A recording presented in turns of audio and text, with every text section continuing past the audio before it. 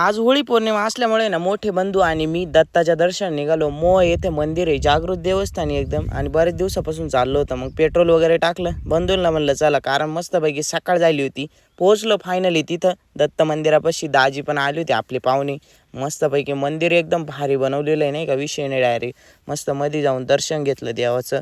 आणि हे दादा आपले व्हिडिओ बघतात बरं का, मंगळापूरचे. बाबा बी बघतात. बाबांवर चला येतो म्हटलं, दर्शन वगैरे घेतलं, आलो डायरेक्ट सिन्नरला. कारण राहुल सिन्नरलाच आहे आपला, काही विषय नाही. राहुल म्हणजे चल माझ्या गाडी बस.